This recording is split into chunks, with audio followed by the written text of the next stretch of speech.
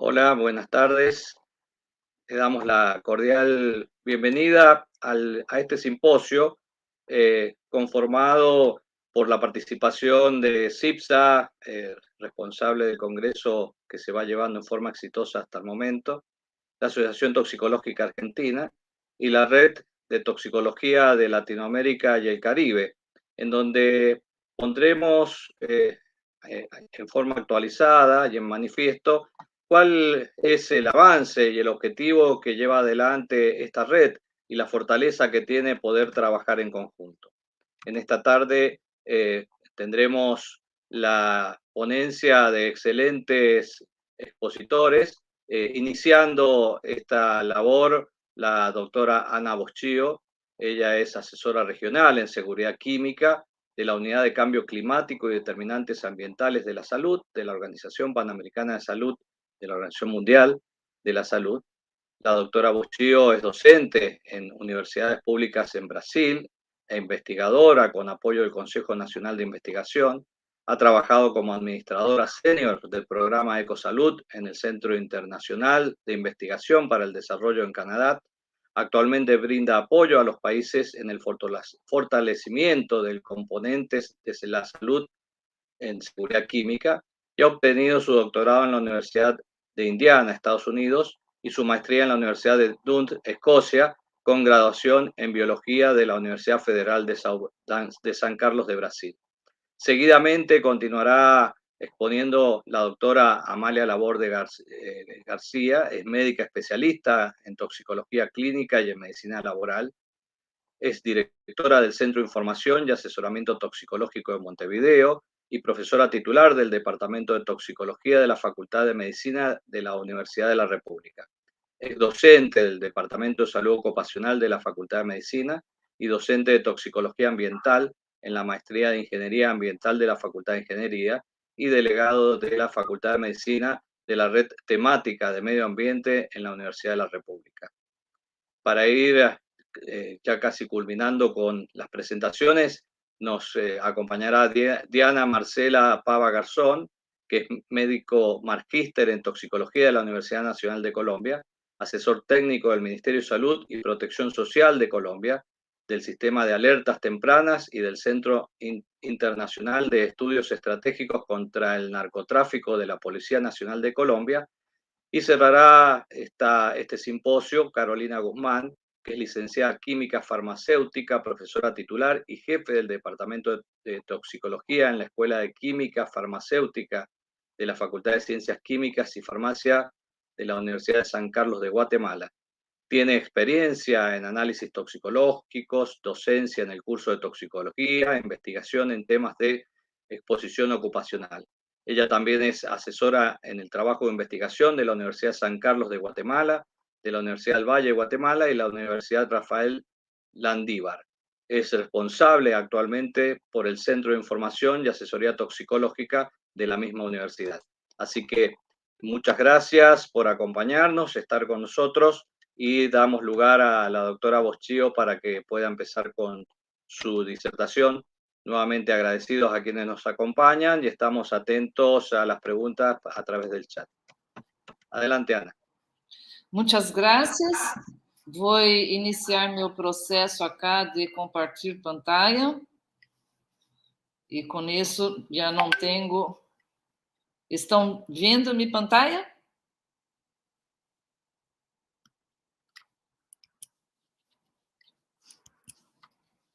Você vê minha pantalla? Não, todavia não, desculpa.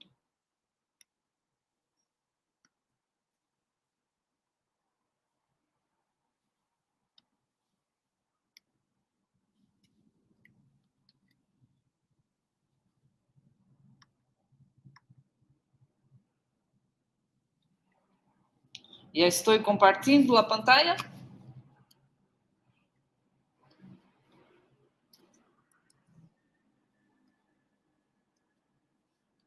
Puedo iniciar?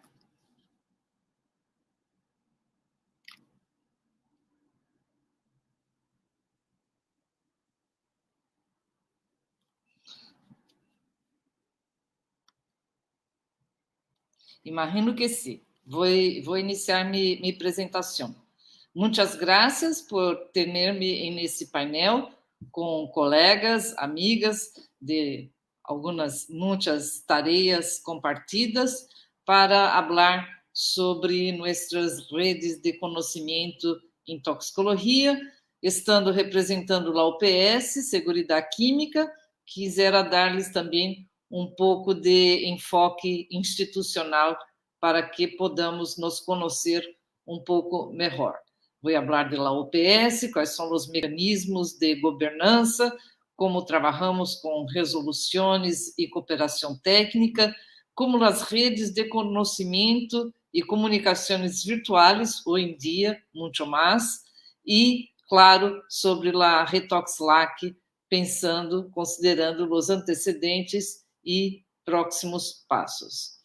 Em la UPS, somos uma agência especializada em saúde do sistema interamericano e, por isso, somos a mais antiga instituição, agência de saúde pública, porque foi criada em 1902, muito antes do sistema de Nações Unidas, quando foi criada a OMS em 1949, quando nos tornamos também a Oficina Regional para as Américas. Hoje em dia, temos oficinas em quase todos os países, claro, quando decimos 51 países e territórios, falamos de muitos pequenos em el Caribe, pero em la região temos oficinas em quase todos os países, em la América Latina, em quase todos os países, que é algo que muito nos ajuda para apoiar, em especial, em la cooperação técnica.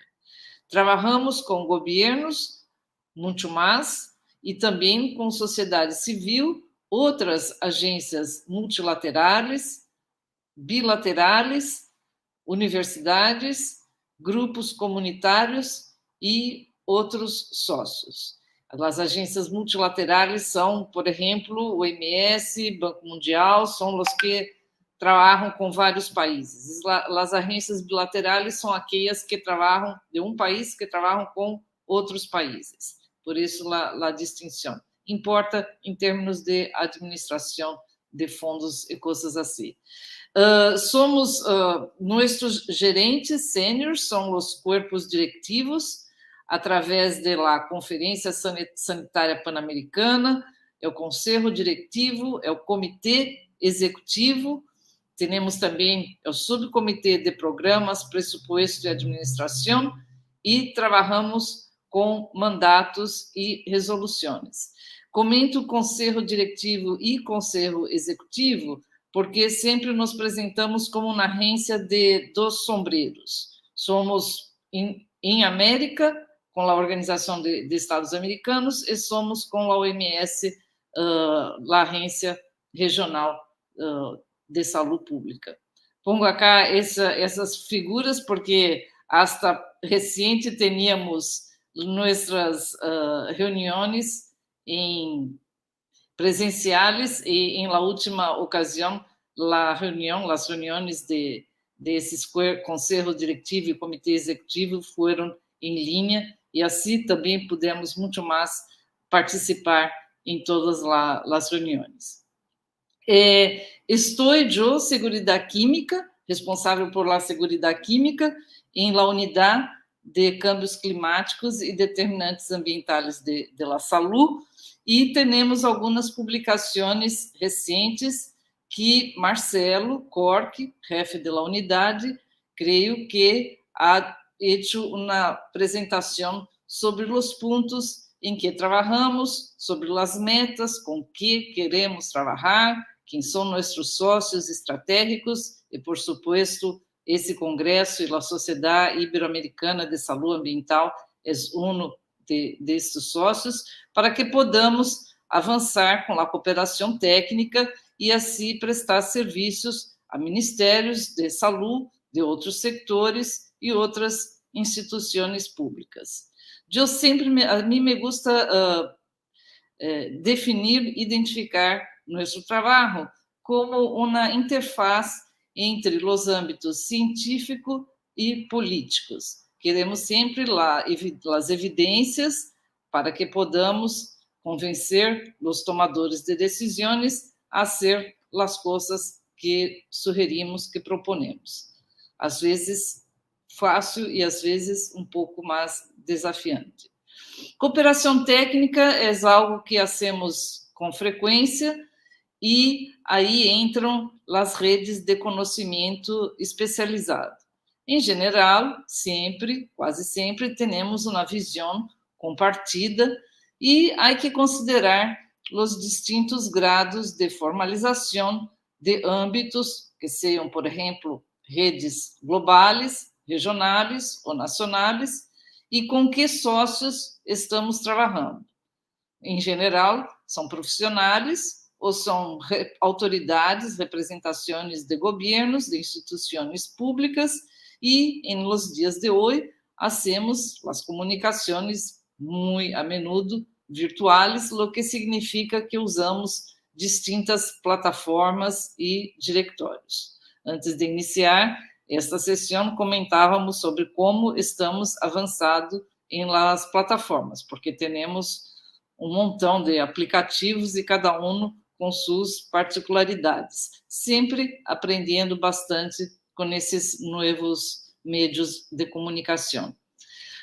Vale comentar sobre a Retox-LAC, um pouco de antecedentes, que iniciou, por exemplo, com um congresso de toxicologia da Associação Latino-Americana de Cuba, em 1999, e houve uma continuidade muito forte desde o Centro Pan-Americano de Engenharia Sanitária e Ciências do Ambiente, conhecido como o CEPES, que estava ubicado em la OPS de Lima, Peru. Hoje em dia, já não existe mais o CEPES, pero a mesma facilidade, a mesma instalação é usada para a oficina da OPS em Peru. E como Retox-LAC, teníamos profissionais e instituições em los âmbitos da toxicologia humana e ambiental, sempre considerando promover atividades, compartilhar experiências e fazer desenvolvimento e uso de ferramentas de trabalho. Então, acá les pongo só dos documentos mais recentes que creio são de interesse para nós outros. Esse sobre os centros toxicológicos, que é um documento recém-publicado por la OMS, que reemplaça um documento muito mais anciano, desde 1997, e que traz um montão de diretrizes sobre a função, a estrutura e as tarefas de los centros de intoxicação. Mais recente, tivemos o lançamento dessa diretriz da OMS para tratamento clínico da exposição ao plomo, e vamos houve um lançamento, um webinário global, pela hora não estava conveniente para nós outros, porque estava muito temprano, e vamos fazer uma edição regional muito em breve. Estamos agora mesmo tratando de finalizar os documentos para fazer a publicação desse webinário e, por seguro, vamos compartilhar com todos vocês. O tema de antídotos também tivemos bastante ativos em várias etapas e, todavia, temos o sonho de ter antídotos, um inventário que esteja disponível para as pessoas de forma oportuna, porque são sempre recursos em situações de emergência que queremos fazer outros desenvolvimentos. Então, ponto importante, em tempos mais tempranos, teníamos uma listserv, teníamos a biblioteca virtual, e hoje em dia estamos, mas tivemos também a rede Ciatox, que foi uma rede da América Central, que todavia se comunica muito a menudo para as pessoas de cá, estão nessa rede, e agora temos outras tarefas em desenvolvimento para atualizar diretórios de centros de intoxicações, de redes de centros, enfim, estamos trabalhando mais cerca da Sociedade Ibero-Americana de Saúde Ambiental para que podamos estar adelantados com nossas comunicações.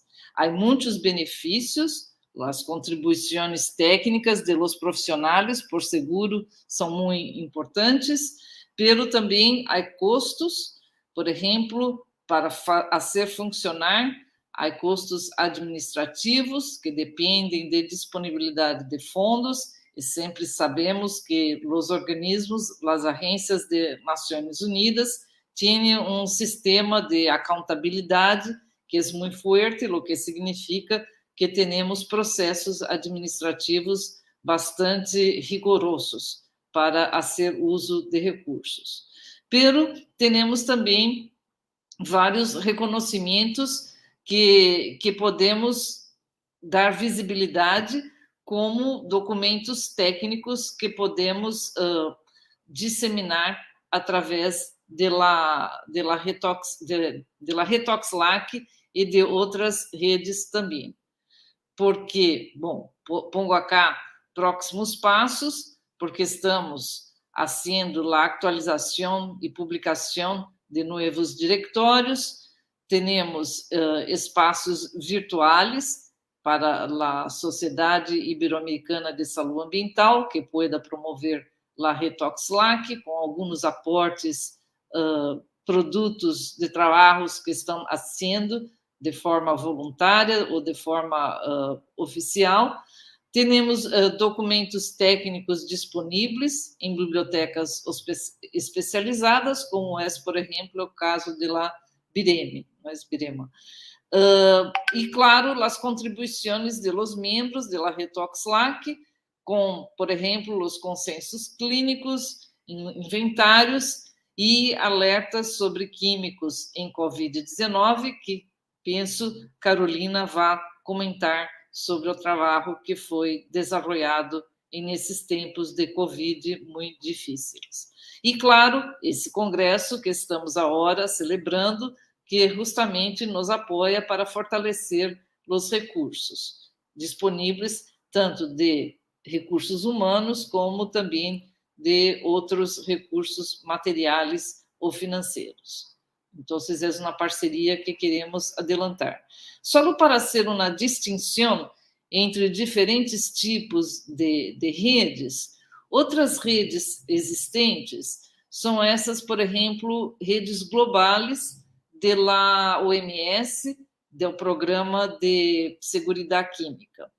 Temos essa rede de Químicos e Saúde, uma rede global, que tem membresia de vários países da região.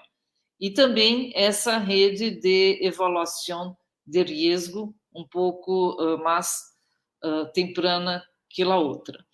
Um ponto importante é que, como são as membresias, como se estão afiliadas as pessoas e que que representam, e nessas redes globais da OMS, o nomeamento de pessoas para estarem nesta rede é um processo formal que deve ser indicado por os ministros de saúde.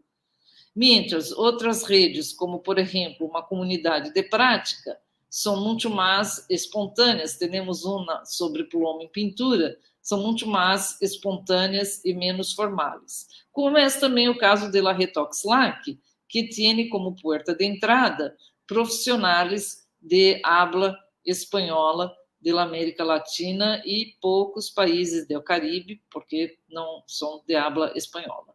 Então, pongo acá um enlace para que tenham acesso a esses grupos da OMS. Temos várias, em seguridade química, temos várias capacitações em linha, usando a plataforma do campus virtual de saúde pública da OPS. É o curso mais popular que temos, são de gestão de clínica de plaguicidas, com apoio. O curso foi desenvolvido e implementado várias vezes, com apoio de várias pessoas da Retox-LAC, e é um curso muito popular, porque creio que é uma brecha em os currículos de ciências médicas, de forma que agora está em um formato de autoaprendizagem, e eu recebo todas as semanas os números de participantes que estão com certificados ortogados, e os números são como mais de 1.000 nos últimos 4 ou 5 meses. Menos atrativo, pero também muito importante, são esses que estamos também fazendo ponências nesse congresso sobre o curso de Mercúrio, sobre o curso de Hoja de Ruta, sobre o curso de disruptores endócrinos, e acá abaixo pongo também o tema de dióxido de cloro, que estivemos bastante ativos, junto com a Retoxlac e junto com outros colegas da OPS que tratam do tema de medicamentos e coisas desse tipo. Então, essa parte de capacitação, usamos o campus virtual e queremos sempre estar ao tanto das necessidades, das avaliações, de como podemos melhorar, ampliar e coisas desse tipo. Muitas graças por sua atenção. Qualquer comentário ou conexões, por favor, sintam-se à vontade para enviar-me por correio. Agora vou deixar de compartilhar minha pantalla. Muchas gracias, Ana. Muy clara y contundente en los orígenes y el trabajo que se viene realizando y la importancia del trabajo en redes. Vamos dando lugar a Amalia Laborde para que nos dé su presentación. Ahí la vamos a compartir. Gracias, buenos días a todos y todas. Un placer nuevamente encontrarnos en una mesa en el Congreso de CIPSA, particularmente en esta, organizada junto con ATA, y que refiere a diversas miradas del trabajo interdisciplinario, intersectorial en toxicología y de la Retoxlac en particular. Bueno, si todos están viendo la presentación, quería comentar algo sobre un aspecto que creo que es una herramienta importante para fortalecer el trabajo en redes en América Latina, porque de hecho ha sido quizás la razón por la que más nos hemos comunicado entre nosotros, habitualmente en forma imprevista, habitualmente en forma urgente, y poco planificada, porque me voy a referir a la indicación de antídotos y a los desafíos y la carrera de obstáculos que es muchas veces necesario transitar entre que hay una indicación basada en el conocimiento clínico y la evidencia científica de la necesidad de administrarlo, y el hecho de administrarlo efectivamente y oportunamente. Entonces, en la siguiente les quería mencionar que sin duda en esta mirada que hoy les traigo es una mirada desde la práctica clínica. En un congreso de salud ambiental como este, en el que hemos visto tantos diversos focos sobre un mismo tema, y justamente nos hemos enriquecido con esas miradas, a veces cuesta ver que las intoxicaciones agudas son de alguna manera esa cara visible de un problema que no fue visto, gestionado, aplicada apropiadamente antes. Es decir, hubo una exposición a un agente químico porque estaba disponible, porque hay determinantes sociales y económicos que hacen que esté disponible. Muchas veces hay indicaciones técnicas para que esa sustancia química esté allí, y en el transcurso de su ciclo de vida no solo es un problema o puede serlo cuando se convierte en un residuo, sino que a lo largo de su curso de vida las personas pueden estar expuestas en forma no intencional, a través de los medios ambientales, pero también directamente a través de los productos disponibles. Entonces, las intoxicaciones agudas son, dentro de los efectos a la salud de estos agentes externos que están en el ambiente de cada uno de nosotros, que más se reconocen, que se registran y que por tanto implican la necesidad de que se gestione clínicamente su diagnóstico y su tratamiento apropiado y que esa gestión cumpla con las normas éticas de la atención médica que tienen cualquier otra enfermedad. Y para eso disponer de aquellos medicamentos que son necesarios es un mandato ético muy importante. Lo que ocurre es que no todas las intoxicaciones tienen antídotos, sin ninguna duda, son muy pocos, pero muchos de ellos son estrictamente necesarios para salvar vidas o aliviar enfermedades que causan discapacidad.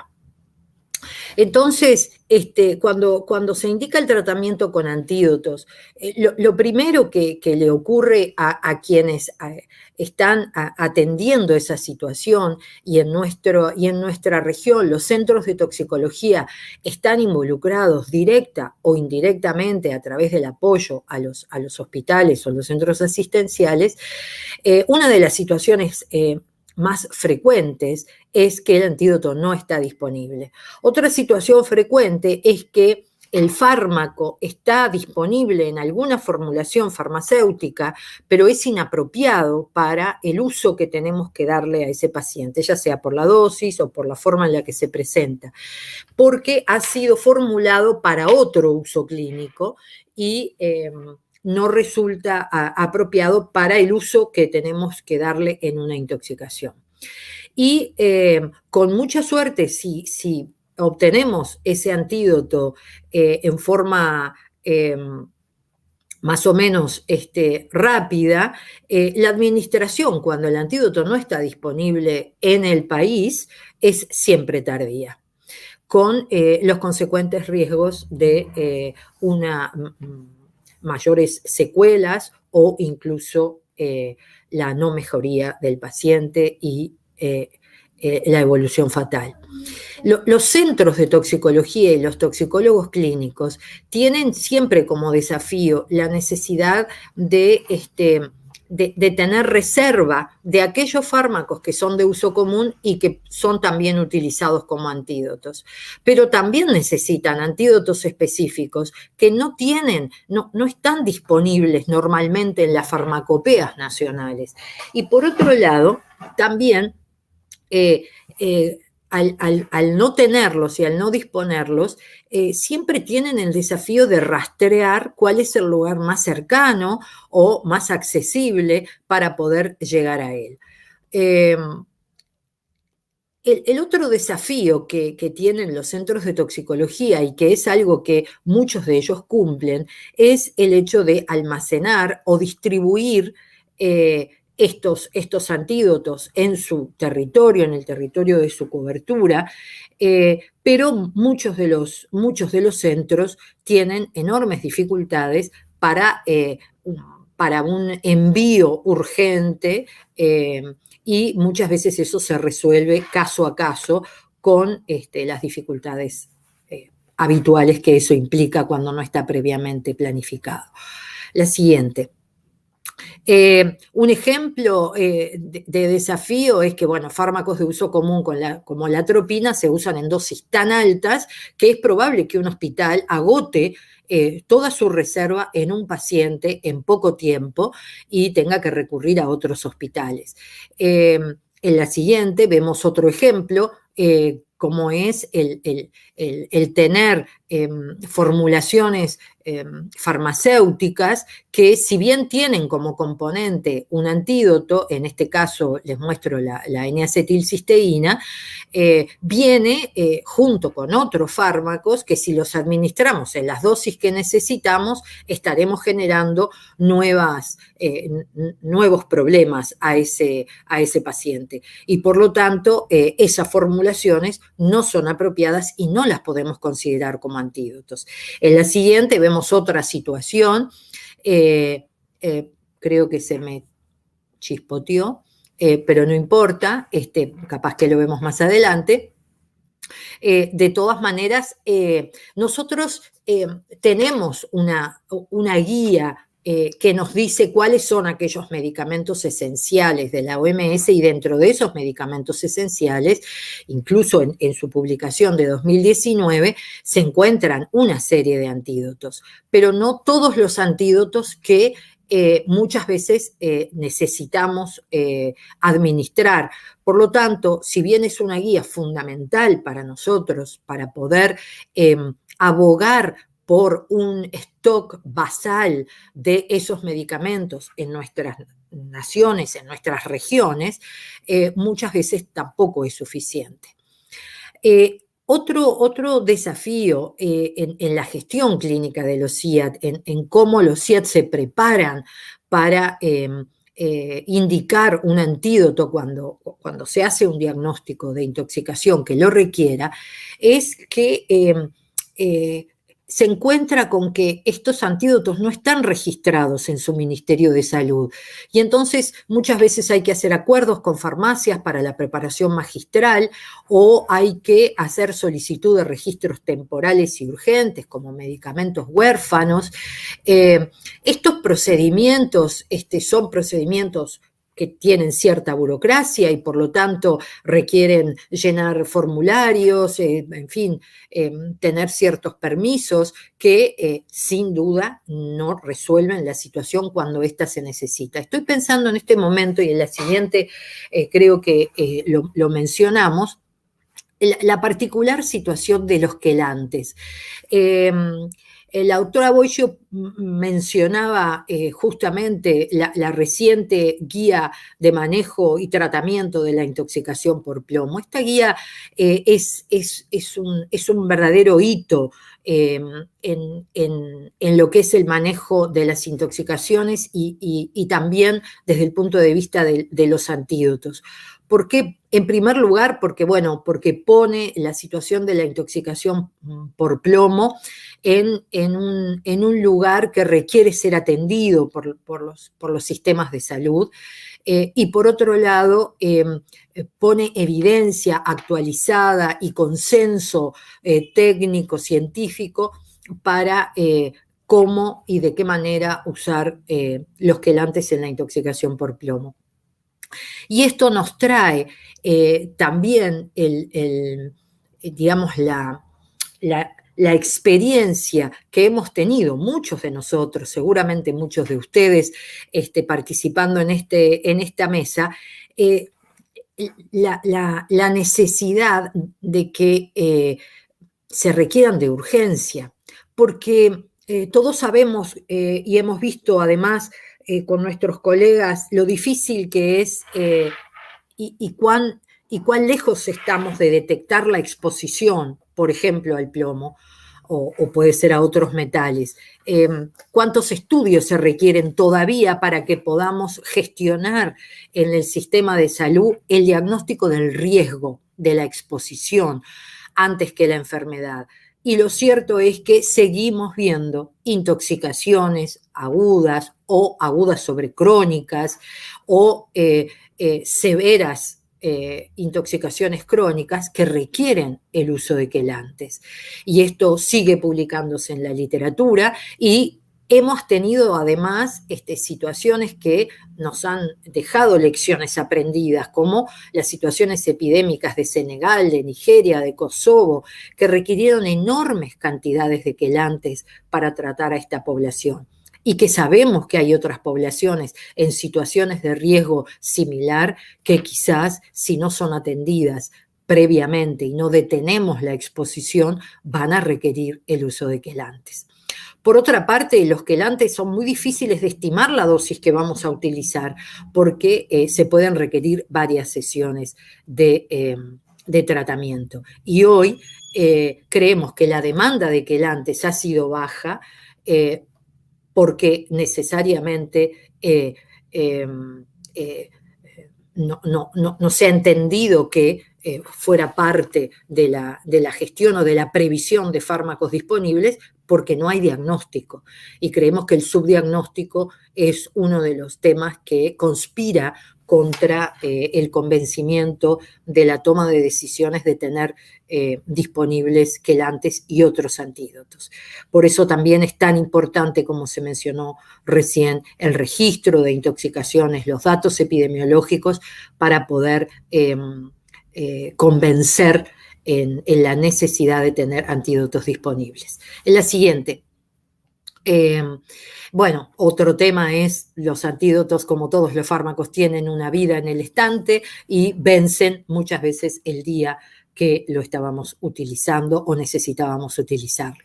Por lo tanto, la gestión clínica de los antídotos debe ser parte de la gestión de medicamentos de los países, asumiendo que pueden no ser requeridos en un corto plazo, pero que cuando son requeridos son realmente necesarios en forma rápida y oportuna. Siguiendo entonces con este tema, voy a mencionar cuál es el desafío como región, el desafío como red. El desafío para nosotros como red es tener una información científica evaluada para entender realmente cuáles son los antídotos que necesitamos, cuáles estamos de acuerdo que deben ser atendidos en nuestra región. Quizás vaya a haber obviamente diferencias que tienen que ver con nuestra diferencia epidemiológica, y para eso es fundamental el registro epidemiológico, pero también necesitamos procesos estandarizados para solicitarlos, obtenerlos, almacenarlos, quizás, ¿por qué no?, procesos conjuntos para esta obtención, y procesos que nos permitan vigilar también su vencimiento. Y un elemento clave que es la cooperación, la capacidad de envío nacional, de envío regional y de envío transfronterizo, y para eso los centros de toxicología tienen enormes capacidades que permitirían realmente facilitar este intercambio internacional que nos ayudaría a disponer de antídotos. Siguiendo entonces, evidencia científica tenemos mucha, hay muchos consensos, la mayoría de los consensos son de países de más altos recursos. No todos los países están de acuerdo en cuáles son sus antídotos esenciales. En esta revisión que hizo la doctora María Noel Tortorella, a quien le agradezco los datos, encontró que, bueno, son solamente unos pocos que son coincidentes en todos los países, desde Brasil hasta Reino Unido, y pasando por Corea, Australia, Estados Unidos y Canadá.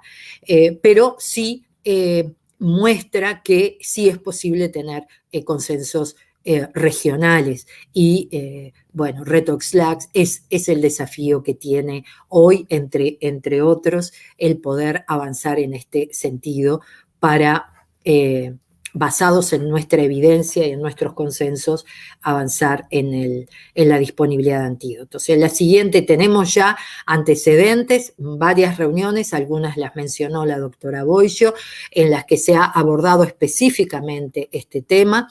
En la próxima diapositiva tenemos también antecedentes de trabajo que hace a el intercambio y el intercambio tecnológico de capacitación y de colaboración entre los institutos que generan los antivenenos. Y en este caso hubo el webinar que mencionaba la doctora Boixo, fue muy ilustrativo en ese sentido, y uno de los aspectos que me quedó de reflexión de este webinar fue que todo este intercambio regional sobre el tema de los antivenenos está muy facilitado, está muy estimulado por el hecho de que son todos laboratorios públicos productores de antivenenos. Y sin embargo, en el mundo de los antídotos no antivenenos, nosotros tenemos que encontrar formas de comunicación y de acuerdo y de colaboración con la industria farmacéutica. Quizás pensar también en laboratorios públicos que pudieran al menos desarrollar algunos de estos antídotos podría ser un buen desafío a plantearnos para el futuro. Y finalmente, en la siguiente, por favor, bueno, resaltar eso. RetoxLAC es la nueva oportunidad para estos consensos y para que los centros puedan avanzar en este sentido y colaborar en la disponibilidad de antídotos que muchas veces necesitamos y no llegamos a tenerlo. Yo recuerdo en el último año tuvimos 3 llamadas internacionales de colegas de diferentes centros de toxicología al Uruguay, y esas llamadas fueron por la situación de indicación y acceso al antídoto. Y bueno, muchos de ustedes saben que nosotros hemos llamado muchas veces solicitándole a los colegas la disponibilidad de otros que hemos necesitado. Y finalmente, la siguiente diapositiva. Bueno, mencionar un proyecto que mencionó también la doctora Boyo, es el proyecto de fortalecimiento de la disponibilidad de antídotos para el tratamiento de las intoxicaciones en América Latina y el Caribe, que, bueno, que está liderado por Diana Paiva y por la doctora María Noel Tortorella, que, bueno, está dando pasos bien interesantes para avanzar en conjunto. Muchas gracias y quedo atenta a sus comentarios y preguntas. Muy bien, muchas gracias, Amalia. Un poco se pone en manifiesto la realidad que atravesamos todos los centros de toxicología con lo que hace a la disponibilidad de antídotos, la importancia de trabajar en conjunto con este bien escaso, pero necesario cuando tiene indicación y que debe ser oportuna. Por lo tanto, yo creo que como se viene avanzando desde la red de toxicología de Latinoamérica, yo creo que puede ser un hito fundamental para que podamos contar en las distintas regiones de manera oportuna con este tratamiento tan importante. Muchas gracias por la presentación, Amalia. Ahora damos lugar a la doctora Diana Marcela Pava para que nos haga su presentación. Muchísimas gracias, doctor Sergio. Ahí vamos. Creo que hay un poco de retorno. Y si me puedes colaborar, por favor, con la proyección.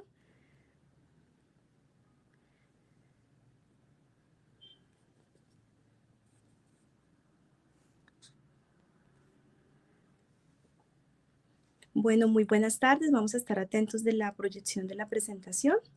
Para mí es un gusto saludarlos desde Colombia. Realmente esta participación en este Congreso Iberoamericano de Salud Ambiental es un excelente escenario para continuar nuestro trabajo articulado. Mi ponencia el día de hoy habla sobre los consensos de la Red Latinoamericana de Toxicología, en donde realmente ha sido un escenario bien interesante porque nosotros en medio de pandemia nos reunimos de manera virtual. La RetoxLAC funcionaba hace muchos años, sin embargo, teníamos muchos toxicólogos nuevos y muchísimas actualizaciones y unas necesidades bien importantes de estar comunicados en red.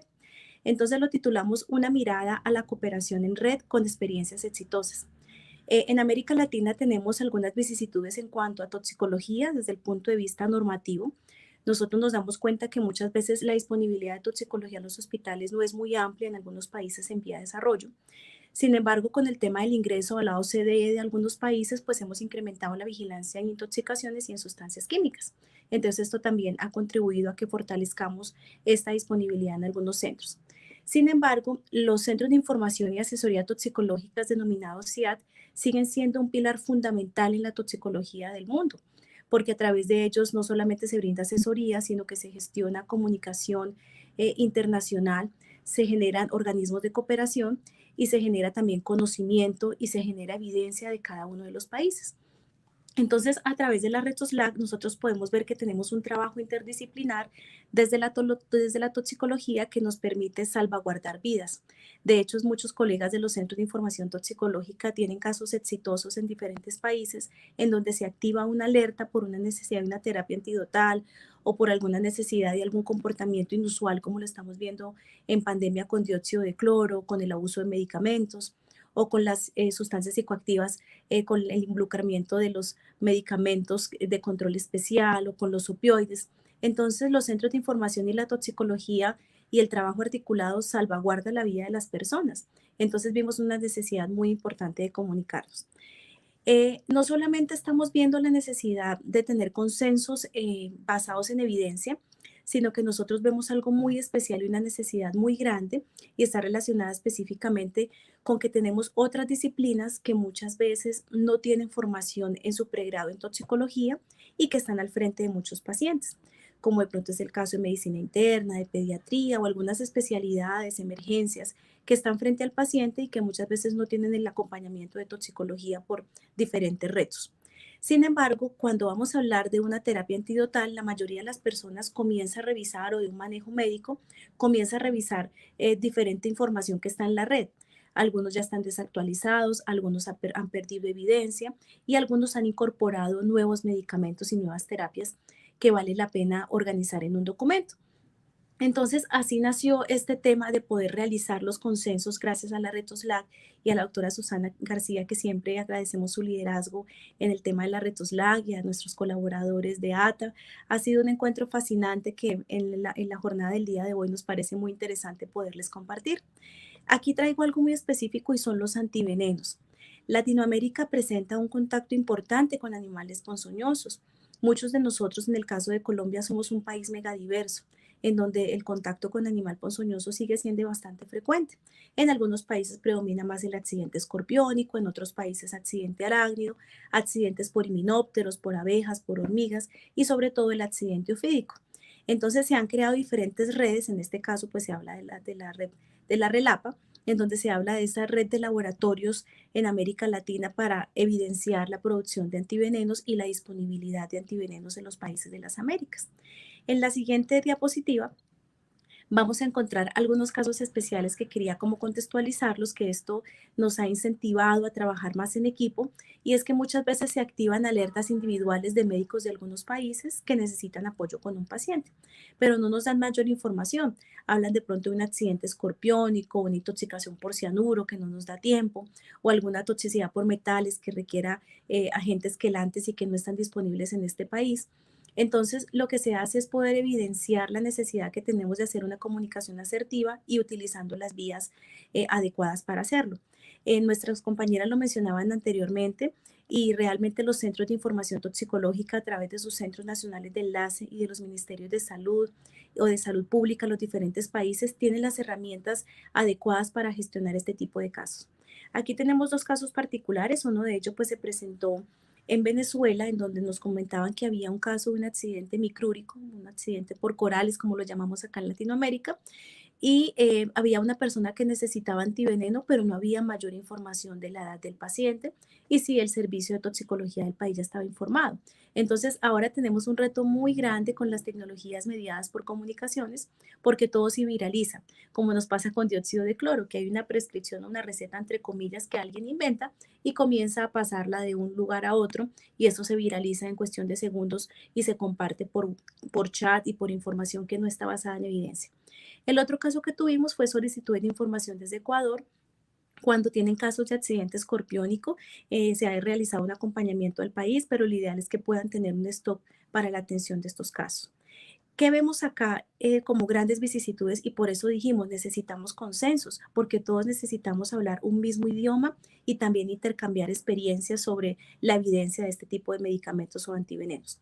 Entonces, siempre es importante conocer el tiempo de evolución de ese paciente, por lo menos el grupo etario, qué clasificación de severidad tiene, qué antiveneno necesita, será que en el periodo de ventana que me están pidiendo el antiveneno sí lo puedo utilizar o ya ha pasado el tiempo de vida media. Entonces es muy importante revisar algunos aspectos y para eso estamos trabajando en red.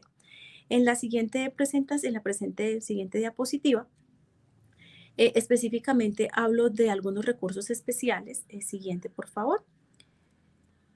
En los consensos. Entonces, cuando se hizo esta reunión virtual hacia el año pasado, el anterior, por favor, vemos que tenemos 10 consensos que fueron proyectados. Algunos de ellos, como les voy a comentar, han tenido algunas vicisitudes por el tema de pandemia, de que muchas personas estamos en las unidades de cuidado intensivo o estamos en labores administrativas, también tenemos estudiantes. Entonces, esto ha sido un trabajo de mucho amor por la academia, de que nosotros como necesitamos información y también generarla basada en evidencia, pues queremos hacer consensos de una alta calidad con métodos validados. Entonces tenemos 10 temas. El primero de ellos es la descontaminación. Como ustedes conocen, muchos médicos en los servicios de urgencias, que es a quienes nosotros queremos llegar con esos consensos, no tienen formación de pregrado en toxicología y muchas veces descontaminan de manera inadecuada o con técnicas no correctas a los pacientes. Pasan sondas fuera de ventana, de pronto crean técnicas que no son las mejores y pueden incurrir incluso en riesgos. Hemos tenido también una vicisitud muy grande porque muchas veces el médico piensa que en toxicología todo es sondas para lavar o todo es atropina. Entonces hay que comenzar a desvirtuar muchas cosas que pasan en el diario vivir en la realidad de nuestros países. Entonces se generó la importancia de generar un consenso en descontaminación. ¿Cuáles son esas medidas? ¿Cuál es la evidencia? ¿Cuáles son las técnicas que se utilizan? ¿Cómo se realiza? ¿Qué insumos médicos se realizan? ¿Cómo se utiliza? ¿Cómo puedo medir adecuadamente el tamaño de la sonda si es que lo voy a hacer? ¿Cómo sería una irrigación intestinal? ¿Qué evidencia tiene? Entonces, todas estas cosas ha creado como en el tema de descontaminación algunos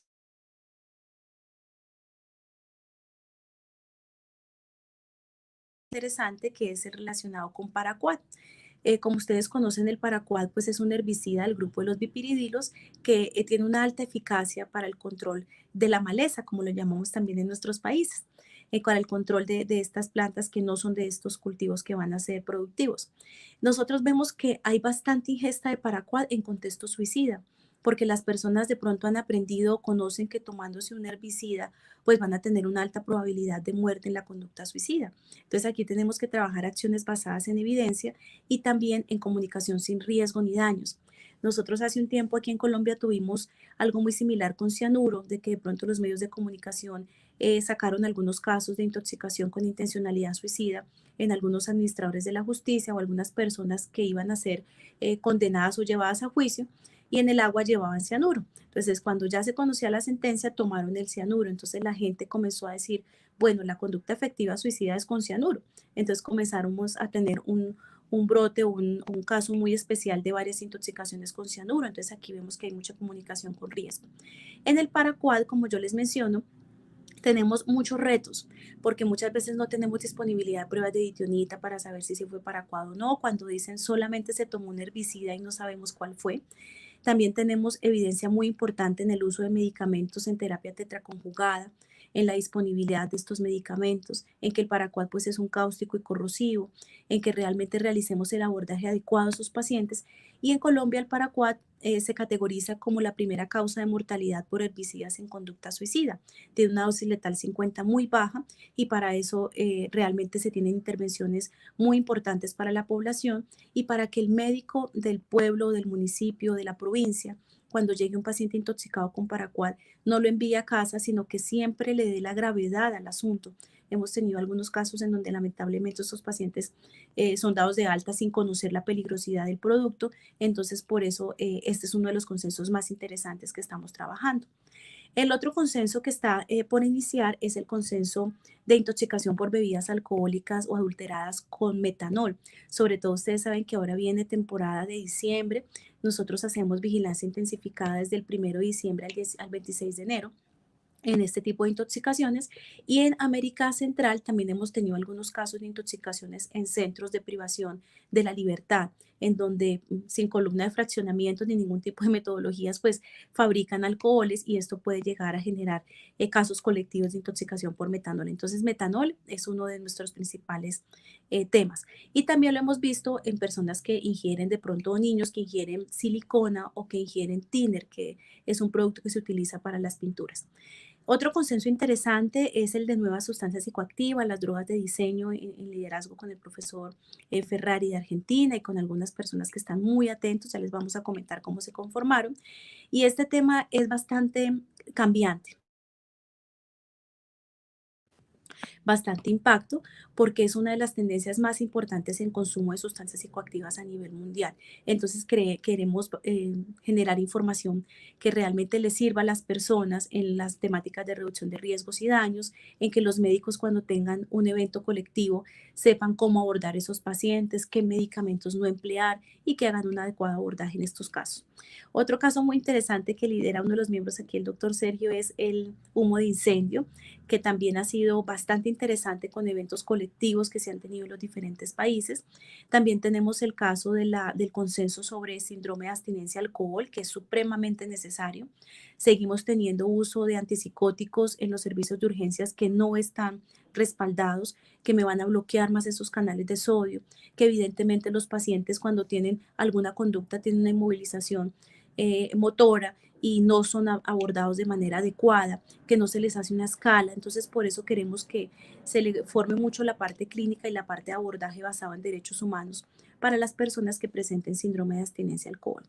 Lo otro importante es el manejo ambulatorio del paciente con consumo de sustancias psicoactivas, un tema bastante interesante porque tiene bastantes retos en salud pública, sobre todo en medidas de prevención y en medidas de disponibilidad de servicios sanitarios. Otro consenso interesante son las emulsiones lipídicas. Cuando las utilizamos, algunas personas o algunos médicos tienen un poco de temor en su uso, cuáles son sus riesgos y cuál es la evidencia. También tenemos dos grandes consensos que tienen una información bastante fuerte. Para ellos se utiliza metodología Gray y también metodología Delphi, el método Delphi que ha sido muy importante para un consenso de expertos.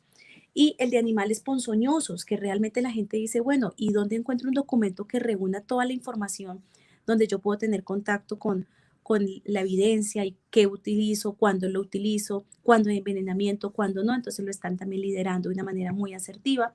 Y finalmente quiero comentarles que este tema de los consensos, pues, ha sido un tema de arduo trabajo, ha sido un tema de un acuerdo de voluntades muy interesante y sobre todo de pasión por la toxicología y por sacar tiempo para hacerlos.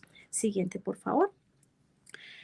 Aquí tenemos algo muy interesante y es que para hablar de los consensos tenemos que revisar un diagnóstico situacional, o sea, cómo estamos en nuestros países, cuáles son las necesidades, cuáles son las principales intoxicaciones que se generan. También revisar los antecedentes de los consensos, porque hay algunos que ya están, pero requieren ser actualizados. También revisamos alguna propuesta de trabajo, cómo se iban a hacer las reuniones, un cronograma y unas revisiones trimestrales para estos grupos de consensos que están catalogados. En la siguiente diapositiva, pues tenemos dos grandes grupos especiales. En el consenso de la reunión de los miembros de la RETOSLAC, en promedio fueron unos 1.100 toxicólogos o personas con formación en toxicología, algunos de ellos médicos, otros con otros perfiles bastante importantes. Entonces, algunos de estos temas tienen facilitadores, uno o dos facilitadores que lideran el tema. Y finalmente tiene una red entre 10 y 14 integrantes que son los que están generando la información y los que se reúnen de manera periódica con los facilitadores. Quiero dejarles aquí la página que está en construcción de la RETOSLAC, que es un excelente escenario de encuentro donde se está actualizando, como las doctoras lo mencionaban anteriormente, los directorios, la red para que si tengo un evento en otro país, a quién contacto, cuál es su correo electrónico, cuáles son las vías de comunicación más adecuadas. También aquí se van a ubicar estos consensos. Y queremos generar información que esté disponible en español, pues para estos países y que evidentemente reúna la evidencia y podamos generar lazos de comunicación un poco más importantes. Aquí también en el directorio de la RETOSLAC tenemos programas que tienen formación de posgrado en toxicología y disponibilidad de contactos. Siguiente, por favor. Uno de los consensos más importantes pues ha sido antídotos, que se agradece muchísimo a la doctora María Noelia y a la doctora Amalia que han estado liderando y con una amplia experiencia en el tema. Y en la siguiente diapositiva mostramos una gran evidencia en la necesidad de actualización. Incluso muchos médicos cuando tienen un intoxicado abren su buscador o Google o el que tengan en su equipo y muchas veces lo que hacen es, doctora, todavía encontramos jarabe de ipecacuanha aquí, o tenemos medicamentos que ya no se usan o que ya no encontramos, porque esta información sigue quedando en la red y muchas veces no está como tan respaldada y necesita actualizarse. Lo otro es optimizar la disponibilidad de información para otras disciplinas. Queremos generar consensos con un alto nivel de evidencia y que también se generen acciones de fármaco y toxicovigilancia que son claves. Siguiente, por favor. Dentro de los sistemas operativos y normativos de estos consensos, muchas veces las personas buscan un consenso de su país. Entonces también hemos tenido como algunas dificultades en el tema, entonces por ello en estos consensos participan profesionales de diferentes países e integramos información con adaptación cultural para cada uno de ellos. La activación del sistema de emergencias médicas, los organismos de cooperación internacional que son tan imprescindibles. Conocemos cuáles son las instituciones de vigilancia y control, inspección, vigilancia y control sobre algunos medicamentos y alimentos. Y otra con la nacionalización e importación de productos que también puede ser bastante generosa. Siguiente, por favor. Bueno, finalmente, pues este es el fortalecimiento de disponibilidad de antídotos en los cuales me siento muy honrada de poder colaborar con los colegas de Argentina y con la doctora María Noel y la doctora Amalia, porque es interesante que nosotros tengamos a la mano estos productos para poder atender a los pacientes, sobre todo en el caso de algunos antídotos que muchas veces no están en la región y que han necesitado generar información un poco más fuerte. Siguiente, por favor. Queremos desarrollar también y que este documento pues esté disponible en una plataforma virtual, como ya lo mencionaron las colegas, para facilitar esos diagnósticos precisos y esos apoyos en los periodos de ventana adecuada para su uso y pues no tener que lamentar pérdidas humanas. Siguiente, por favor. Como yo les comentaba, para esos consensos, pues tenemos también habilitado el curso de metodología GREY a través de la plataforma de OPS. Nos hicieron una asistencia técnica muy interesante. Muchos de los facilitadores pudieron participar y los integrantes. Y también en la parte de epidemiología, muchos de ellos tienen posgrados y maestrías en epidemiología y sugirieron realizarlo con método Delphi como consenso de expertos. Entonces se hizo una revisión basada en evidencia. No es una revisión sistemática, sino un consenso de expertos con alto nivel. Siguiente, por favor. Bueno, estamos muy atentos de los resultados de este trabajo. De hecho, se está ya citando una tercera reunión de fin de año para que podamos evaluar el estado actual de los consensos. Hay algunos de ellos que no han tenido un avance muy fuerte debido a las ocupaciones fuertes de los integrantes, pero pues seguimos trabajando de la mano de una manera muy asertiva. Siguiente, por favor. Otra cosa interesante son algunas consideraciones, como ya lo mencionaba en la anterior presentación, en cuanto a la disponibilidad de los antídotos. Siguiente, por favor. Y vamos a dar paso como a algunos consensos importantes o algunos ejemplos que se han seguido en la parte de antídotos para conocer cuáles son los que podemos tener en la primera hora. Sin embargo, uno de los vacíos más grandes que tenemos en nuestros países que están en vía de desarrollo sigue siendo la parte normativa. Es decir, que sabemos que tenemos directrices de la OMS sobre algunos medicamentos que debemos tener, pero muchas veces, como lo mencionaba, no están registrados, no tienen un permiso de importación ni un permiso de nacionalización en el país. Entonces, cualquier cosa que pueda suceder tiene que estar bajo un decreto de emergencia sanitaria. Siguiente, por favor, o evitar no disponible. Vamos a pasar adelante. Estos son algunos de los ejemplos. De pronto, lo que más hemos visto en que en nuestros países hace falta hidroxicobalamina como un cianokit, como lo tenemos en algunos otros países. Hace poco tuvimos una reunión muy importante donde vimos el ejemplo que estaba realizando Brasil. Y pues finalmente, darle las gracias, invitarlos a que por favor puedan participar y visitar la página de RetosLab, que ha sido un encuentro de la experiencia que tienen nuestros docentes, los toxicólogos que llevan años liderando este tipo de procesos y también de los nuevos toxicólogos que estamos muy atentos de aprender, de ser altamente proactivos y de generar comunicación para el beneficio de las personas. Muchísimas gracias, estoy atenta de las preguntas.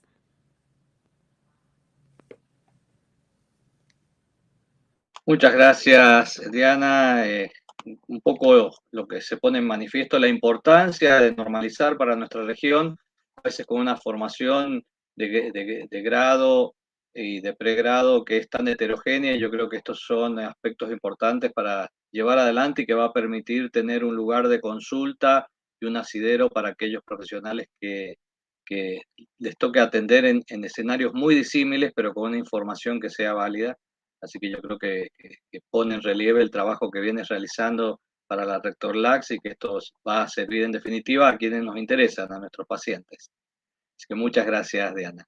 Y ahora damos lugar a la licenciada Carolina Guzmán para hacer el cierre con su presentación. Ahí ya la vamos a poner a la vista. Muchas gracias. Muchas gracias. Un saludo para todos, buenos días, buenas tardes, buenas noches a la audiencia, agradecida con la invitación a participar en este importante primer congreso de la Sociedad Iberoamericana de Salud Ambiental, de SIPSA, en el cual a través de este medio virtual nos permite interactuar con profesionales de diferentes ramas y poder compartir la información que se ha ido generando desde nuestros sitios de investigación. Así que muchas gracias al doctor Sergio por ser el anfitrión en esta sala y vamos a comenzar entonces presentando en la primera diapositiva el contenido que tendremos para esta conferencia. Vamos básicamente a tener una breve introducción sobre qué pasó con los compuestos químicos y la pandemia por COVID-19. Vamos a mencionar un par de casos. Un caso 1 que se relacionó con algunos productos químicos para desinfección y el uso en cabinas o túneles.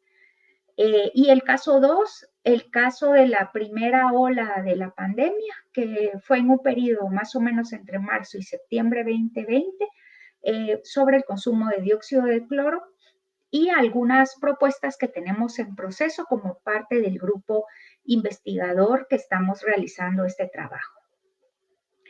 En esta diapositiva podemos ver lo que pasó durante la crisis de COVID 2019. En el momento en que se decreta el primer caso a nivel mundial y el aviso de pandemia por parte de la OMS, el primer caso en cada uno de los países que fue más o menos coincidente a mediados de marzo del año 2020, los CIATS comenzamos a ver que había una coincidencia en el uso y abuso de productos químicos en un ambiente doméstico.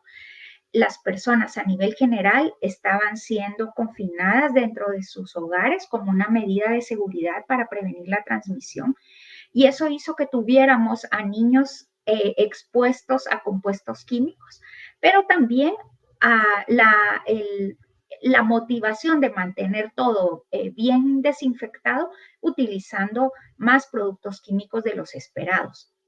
También la tendencia de personas a seguir propuestas de Internet y redes sociales, tanto en preparaciones caseras como en tratamientos para COVID-19. Y fue así que empezaron a circular a través de grupos como Facebook, como WhatsApp, o inclusive en esta misma plataforma de YouTube, recetas para preparar desinfectantes o remedios efectivos para prevenir o para combatir COVID.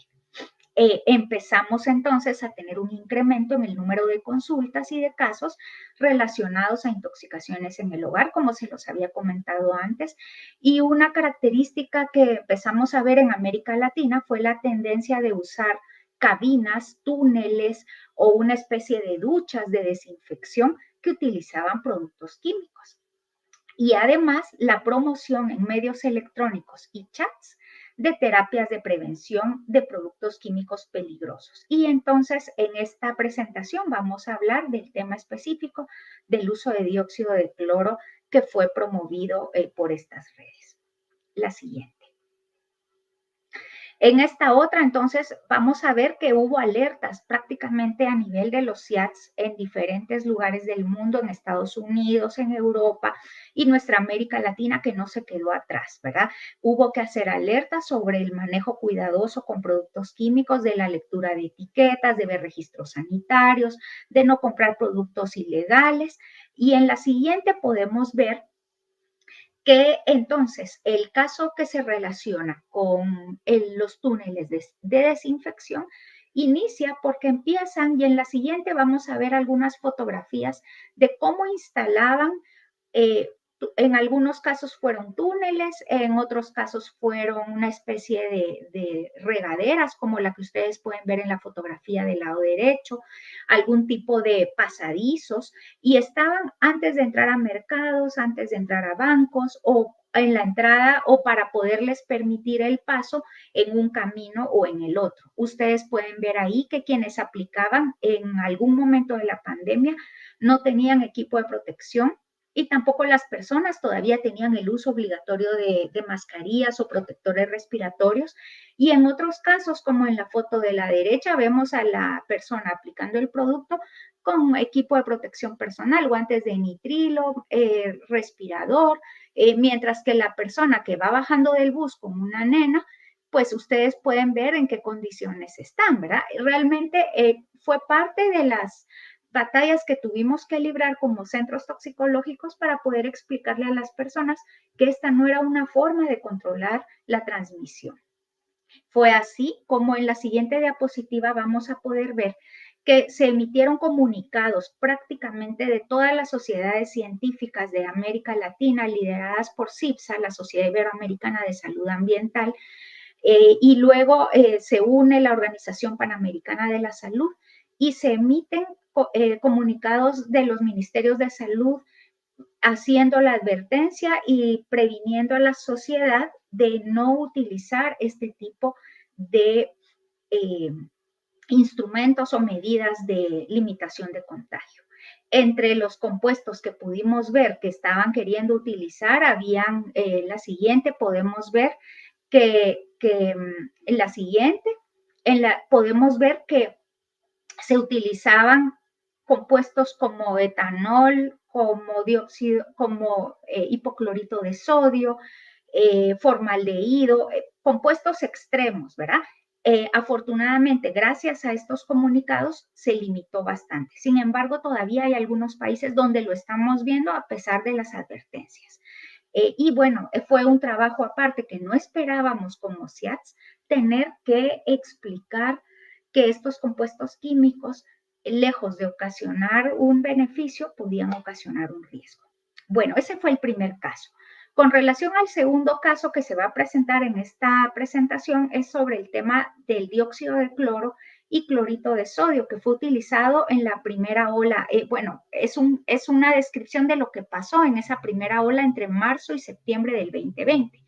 Cuando empezamos a recibir llamadas en los CIATS sobre el uso posible de estos compuestos para prevenir o para combatir el COVID-19, y nos fuimos a investigar, nos dimos cuenta que era un compuesto que estaba siendo alertado desde el año 2010 por la Agencia Española de Medicamentos y Productos Sanitarios, por Health Canada, por FDA, e inclusive por ministerios de salud de varios países de América Latina. Era un producto que estaba siendo promovido como una cura para el SIDA, para autismo y para enfermedades degenerativas o enfermedades crónicas terminales, y que había tenido alertas por los posibles casos de intoxicación. Entonces, cuando empezamos a ver esto, en la siguiente diapositiva podemos ver que hubo representantes de CIATS de varios países, que son los que tenemos marcados con el círculo rojo,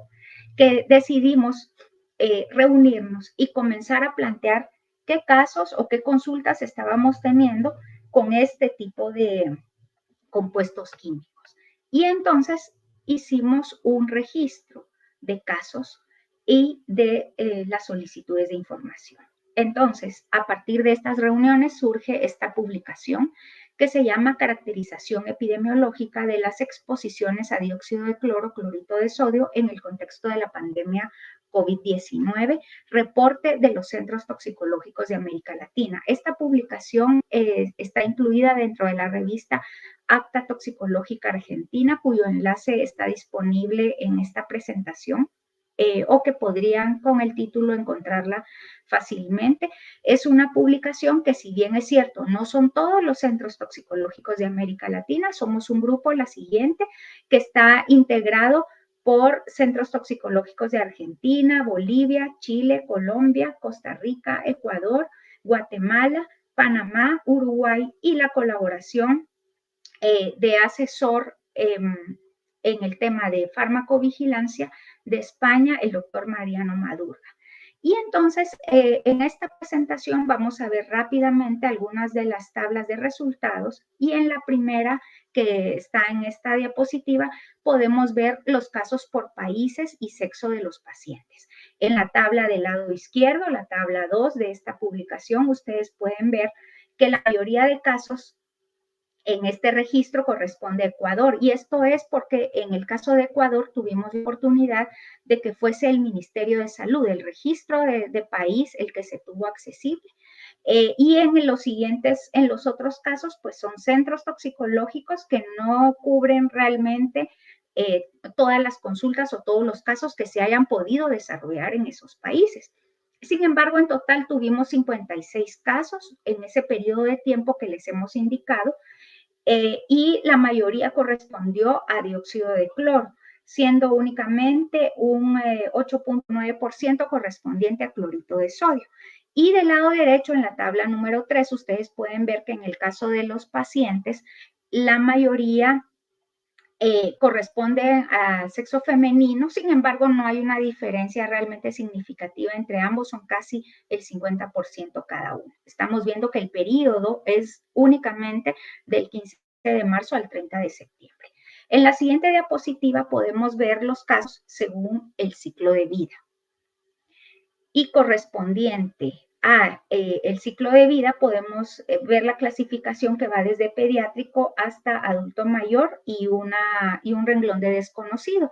Estos casos que fueron consultados a los centros de información toxicológica, vemos que un mayor porcentaje corresponde a adultos. Sin embargo, tenemos un 9% que corresponde a adulto mayor. Y tanto en el caso de adulto mayor como de pacientes pediátricos y adolescentes, que suman un 7%, sabemos que están bajo la responsabilidad de un adulto que fue quien llevó el producto a casa o lo administró a este grupo de pacientes. La siguiente. En esta diapositiva vamos a ver en unas tablas, mejor dicho, en una tabla partida en dos, los síntomas y signos presentados en los casos que se documentaron en este estudio. Vemos que el mayor porcentaje de los signos y síntomas manifestados fueron a nivel de sistema gastrointestinal, incluyendo náuseas, vómitos, dolor abdominal, diarrea, seguidos de síncope e hipotensión en el 25% de los casos. En el 16% hubo efectos sobre el sistema respiratorio y en el 12.5% malestar general. Hubo trastornos hemorrágicos en un 8.9% de los pacientes y efectos neurológicos en el 14% de ellos. Se manifestó también deshidratación.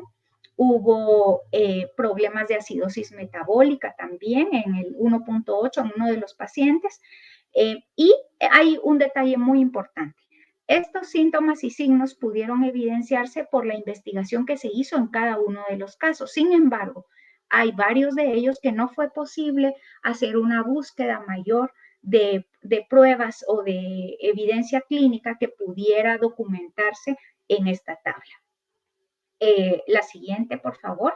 Vemos que la vía de exposición principalmente fue la vía oral. Hubo 3 casos por inhalación que se manifestaron y que fueron reportados por Costa Rica, y estos fueron casos en los cuales los pacientes o las personas abrieron los frascos que tenían guardados en la refrigeradora y tuvieron la duda de saber qué era y olieron estos envases. Y en el caso de la severidad, vemos que prácticamente la mitad de los casos van entre fatal y moderada, la severidad, y prácticamente un 51.9% en leve.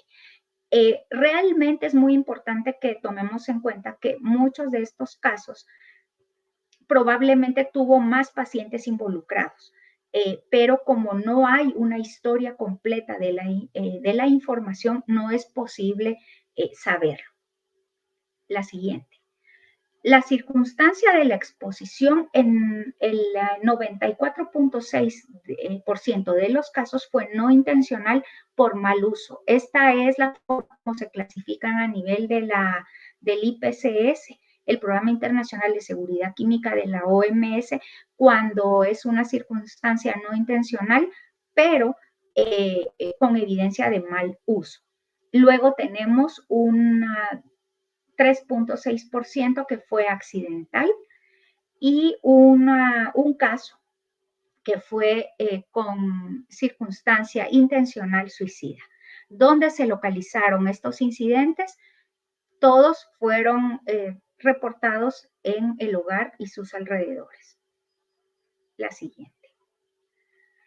Ahora, además de los casos donde se involucró pacientes, los CIADS registramos solicitudes de asesoramiento e información relacionada.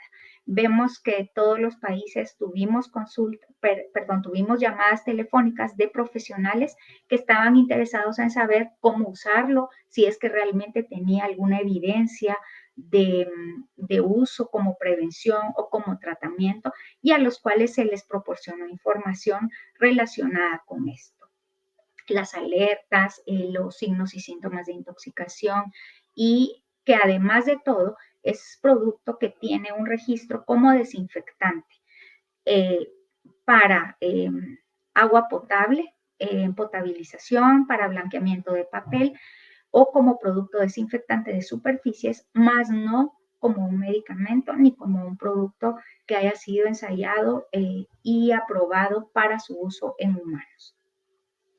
Entonces, dentro de las conclusiones que podemos hacer de este estudio es que se recopiló información de 8 centros toxicológicos, identificándose 56 casos de intoxicaciones por dióxido de cloro, clorito de sodio, durante el periodo de la primera ola de la pandemia del 15 de marzo al 30 de septiembre de 2020. Todas las exposiciones ocurrieron en el hogar o sus alrededores. La mayoría de los pacientes fueron adultos jóvenes comprendidos entre 30 y 48 años de edad, sin diferencia significativa en cuanto a sexo, presentándose casos también en niños y en adultos mayores. Podemos ver que dentro de las otras conclusiones que hemos incluido en el estudio es que el cuadro gastrointestinal se presentó en la mayoría de los pacientes con náuseas, con vómitos, con dolor abdominal, con diarrea, intolerancia digestiva, dolor urente en el epigastrio y síntomas cardiovasculares que iban desde síncope, hipotensión, temas de sintomatología a nivel respiratorio, insuficiencia respiratoria, hiperventilación, dificultad para respirar, irritación de garganta, tos persistente, flemas, hipoxemia, y alrededor de la mitad de los casos fueron de severidad moderada, severa o fatal. ¿Cuál es el siguiente paso que esperamos poder generar como trabajo conjunto de centros toxicológicos? Pues una publicación segunda sobre una guía de actuación y abordaje frente a intoxicación por dióxido de cloro, clorito de sodio, a partir de la experiencia de los CIADS de América Latina. Se espera que podamos presentar, como se puede ver en la siguiente diapositiva, un algoritmo de manejo de paciente intoxicado, porque si bien es cierto, esta publicación está hasta el 30 de septiembre, eso no quiere decir que los CIADS no hayamos seguido recibiendo consultas o casos sobre dióxido de cloro. De hecho, hemos tenido casos con pacientes de falla renal o por uso IV del producto, y realmente es muy importante poder aportar en cuanto al manejo de los pacientes conforme se vayan presentando a las emergencias. Y además se va a presentar en la siguiente diapositiva, aquí en esta la pueden ver, la ficha clínica, donde se incluyen algunas pruebas de laboratorio específicas, como es el tema de la evidencia de la metahemoglobinemia en los pacientes y la importancia de evaluar cómo están los eritrocitos en estos pacientes. ¿Qué otros proyectos tenemos en proceso? Registrar casos de intoxicaciones por otros agentes particulares, como es el caso del paracetamol o acetaminofén, que estamos viendo que en nuestros países de América Latina lo tenemos como un producto de OTC en presentaciones o en formulaciones de 1 gramo y que están siendo vendidas en envases con muchas unidades, lo cual pone en riesgo el acceso para niños o adolescentes. Queremos tratar de hacer incidencia en legislación de prevención en salud, trascender en la vigilancia de casos en nuestros países, y como anotaciones finales a esta presentación, quisiera decirles que esta publicación pone de manifiesto que el aporte de trabajo en red de colaboración entre los CIAT de los países de América Latina es un soporte fundamental para la salud pública. Es importante fortalecer y promocionar el trabajo que estamos haciendo con el apoyo y el incentivo a la labor diaria que se realiza, porque va realmente a repercutir de manera directa en la salud de las personas.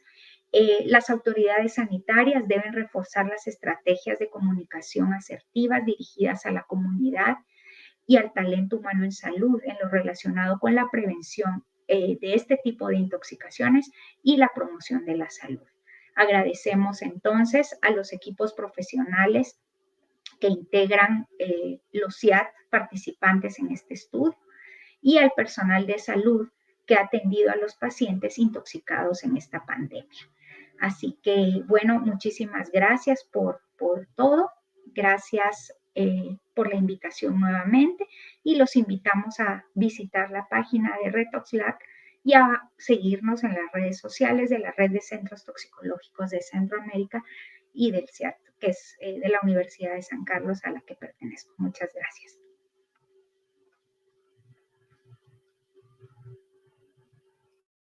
Muchas gracias, licenciada Carolina Guzmán, por la presentación. Realmente muy importante y pone en manifiesto lo que se ha tratado de relevar en este simposio, que el valor que genera poder trabajar en conjunto, poder trabajar en equipo, en realidades que nos atraviesan como región en Latinoamérica y el Caribe, que son similares, y que esto realmente poder trabajar en equipo, en red, bajo el paraguas de la Organización Panamericana de la Salud, que nos ha permitido llevar adelante a través de esta red de toxicología de Latinoamérica y el Caribe, nos permite llevar adelante no solamente el encuentro, el conocimiento de quienes trabajamos en el área de toxicología, sino tener resultados, tanto en la investigación como los proyectos y desarrollos para lo que hace a las medidas de diagnóstico y el requerimiento o las necesidades de antídotos. Así que realmente muy agradecido y bueno, quedamos atentos a si hay alguna consulta en el chat. Invitamos al resto de las disertantes que nos han acompañado, Amalia que se suma,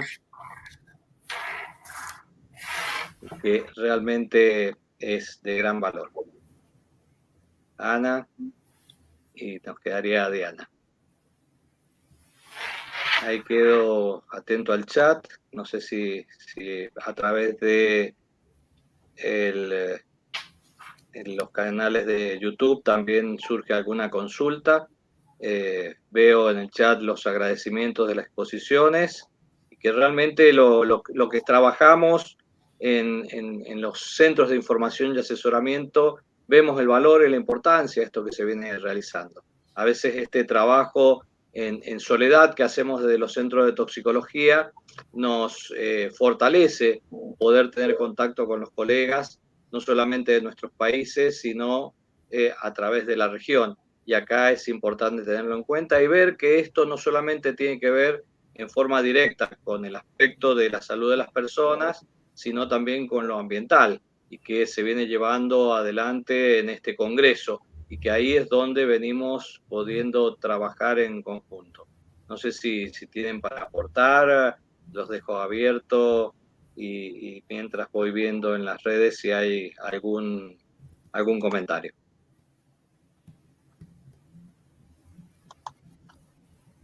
Ana. Não, só agradecer ao Congresso e participantes desse painel, pessoas que estão em la sala.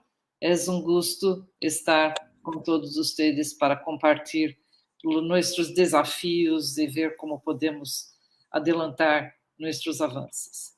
Graças a todos e todas. Y Carol, de acompañarnos en este simposio, y yo creo que el trabajo que se viene realizando es importante, el desafío por delante es muy amplio, yo creo que se va a ir llevando adelante y nos va a permitir también por un lado, avanzar más rápidamente. Un poco como decía Diana, nos vimos un poco demorados por nuestra parte asistencial, que esta pandemia nos llevó a abocarnos a atender a los pacientes insumidos en este proceso infeccioso que llevó este nuevo virus. Pero que esto nos va a permitir volver otra vez a nuestra pasión y amor, que es la toxicología, y poder llevarlo adelante. Pero si vemos que algo nos permitió esta pandemia, es lo que hoy tenemos acá, que estamos en distintas partes de América y nos estamos comunicando en este momento, y esto permitió dar y amigarnos con todas estas plataformas, y que realmente esto va a lograr que haya pasos agigantados, que se puedan cumplir los objetivos que están planteados. Estamos un poco cumplidos los tiempos, yo creo que muy agradecido, y si no hay nada más, ninguna pregunta, no sé si...